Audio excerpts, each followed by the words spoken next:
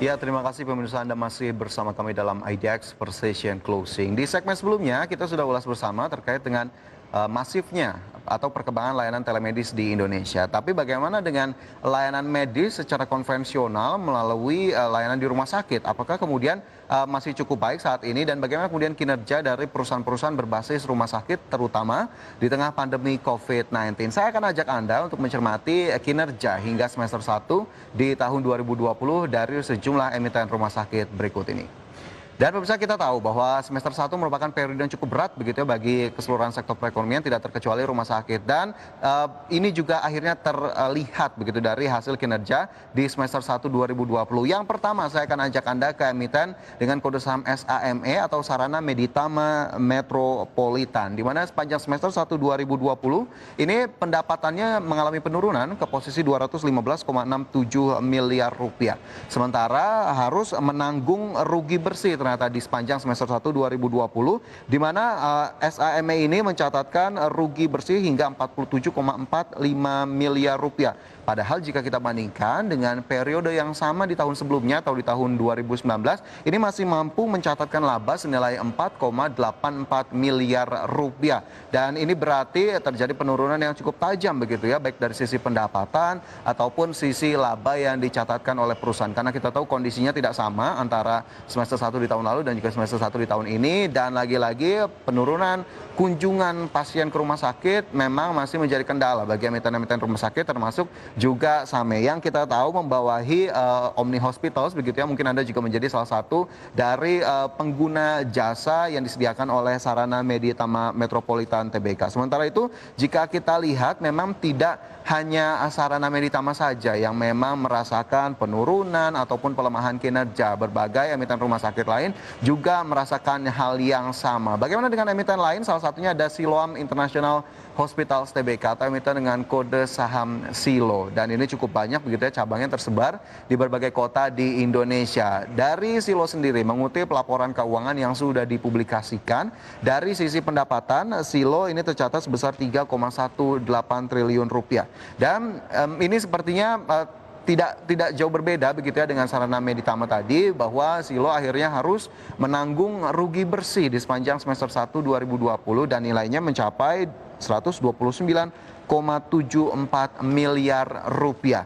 Dan berdasarkan keterangan perusahaan, pemirsa kinerja dari Siloam ini tertekan karena salah satunya kunjungan pasien ke rumah sakit yang berkurang akibat COVID-19. Karena kita tahu jika memang tidak urgent begitu ya, pasien bahkan cenderung mengurangi kunjungannya ke rumah sakit karena takut dengan adanya penularan COVID-19. Sehingga inilah yang menjadi kontributor utama dari pelemahan kinerja berbagai emiten rumah sakit, termasuk salah satunya Siloam International Hospital. Sementara itu jika kita lihat di semester 1 tahun 2020, Siloam mencatat jumlah pasien rawat inap ini 100.298 pasien dan jumlah ini menurun sebesar 18,2% dibandingkan jumlah pasien rawat inap pada periode yang sama di tahun sebelumnya yang lebih dari 120.000 pasien. Sementara itu pasien rawat jalan juga tercatat turun sebesar 18% dari sebelumnya mencapai 1,3 juta pasien. Dan ini yang bisa kita perhatikan bahwa penurunan pasien begitu imbasnya cukup dalam, imbasnya cukup besar, cukup signifikan sehingga emiten sekelas Silo pun juga harus mengalami penurunan dan bahkan mencatatkan rugi bersih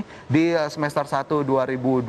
Meskipun agenda-agenda ekspansi begitu tetap dilakukan dengan mengalokasikan belanja modal senilai 400 miliar rupiah. Namun catatan dari kinerja keuangan terutama catatan rugi bersih dan bagaimana kemudian akhirnya bisa membangkitkan performa keuangan ke level yang lebih baik lagi menjadi salah satu PR yang harus dikerjakan oleh Siloam International Hospitals TBK.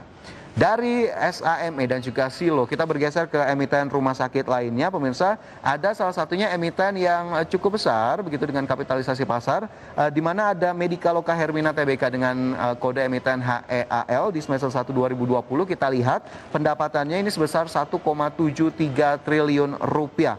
Namun berbeda dengan dua emiten tadi, Medica Loka Hermina masih mampu mencatatkan laba bersih tercatat sebesar 104,2 miliar rupiah. Jadi memang di tengah kondisi yang cukup berat, Medikaloka atau Hermina yang kita lebih kenal, lebih umum, itu masih mampu mencatatkan laba bersih meskipun penurunan terjadi lagi-lagi dari sisi kunjungan pasien ke rumah sakit. Dan Medikaloka masih mampu mempertahankan catatan positif. Kita harapkan memang di semester kedua berhasil menemukan strategi-strategi baru untuk bisa kemudian meningkatkan kunjungan dan akhirnya memperbaiki posisi pendapatan dan juga laba bersih agar bisa lebih optimal di tengah kondisi yang cukup berat saat ini.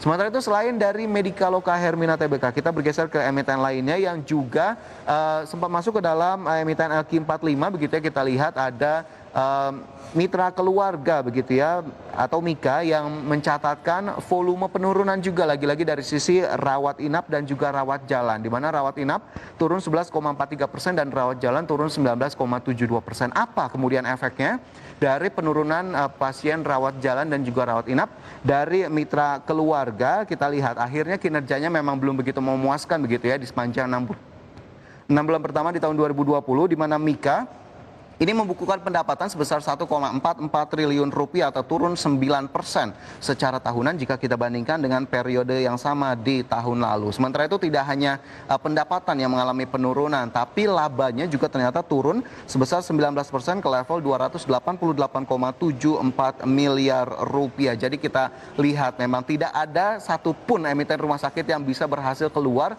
dari kontraksi begitu ya terkait dengan pandemi COVID-19 yang akhirnya menyebabkan jumlah kunjungan pasien ke rumah sakit baik rawat inap dan juga rawat jalan mengalami penurunan begitu, sehingga akhirnya inilah yang harus diperhatikan lebih lanjut bagaimana kemudian akhirnya meningkatkan kepercayaan atau meningkatkan confidence bagi pasien-pasien untuk tetap bisa berkunjung, terutama bagi pasien-pasien yang urgent begitu ya untuk bisa tetap berkunjung dan akhirnya bisa menjadi sentimen positif bagi kinerja keuangan emiten-emiten rumah sakit ini. Dan jika kita lihat emiten-emiten rumah sakit ini memang salah satu sektor yang terdampak cukup besar begitu, terutama dengan adanya PSBB jilid 2 di DKI Jakarta. Ini tidak sedikit banyak begitu akan mempengaruhi juga bagaimana kemudian kinerjanya di kuartal 3. Tapi kita harapkan memang tadi strategi-strateginya sudah mampu diterapkan, apa yang kurang di semester 1 bisa ditingkatkan sehingga akhirnya performanya bisa lebih baik. Meskipun hingga akhir tahun ini jika kita lihat dari sisi saham-sahamnya sendiri, sejumlah analis memperkirakan belum bisa terlalu jauh begitu ya, meskipun